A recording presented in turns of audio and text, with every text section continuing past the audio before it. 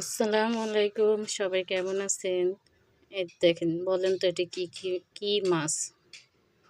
আজকে আমি এই মাছ রান্না করব।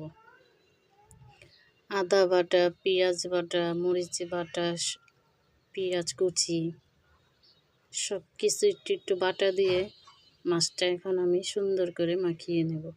এখন দিয়ে দিলাম পেঁয়াজ কুচি।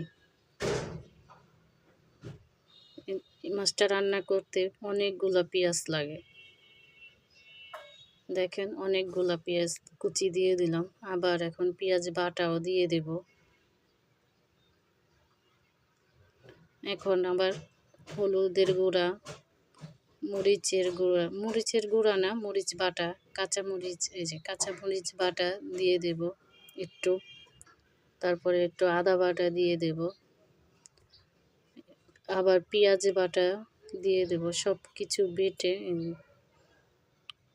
এখন সব কিছু একসাথে ভালো করে মেখে নেব। এখন হলুদ দিয়ে দিলাম, একটু হলুদের গুঁড়া দিয়ে দিলাম। এখন সুন্দর করে একটু ভালো করে মেখে নেব। মরিচের গুঁড়ো দিয়ে দিলাম, কারণ মনে হলো না যে বেশি একটা ঝাল হবে, তাই ঝাল ঝাল করার জন্য একটু মরিচের গুঁড়া দিয়ে দিলাম। লবণ দিয়ে দিলাম, দিয়ে এখন ভালোভাবে মেখে নেব। অনেক সুন্দর করে মাখতে হবে, অনেকক্ষণ ধরে মাখতে হবে মাছটা।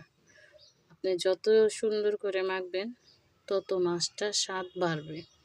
আলহামদুলিল্লাহ, খেয়েছি, কালকে রান্না করেছি। মাছটা অনেক মজা হয়েছে।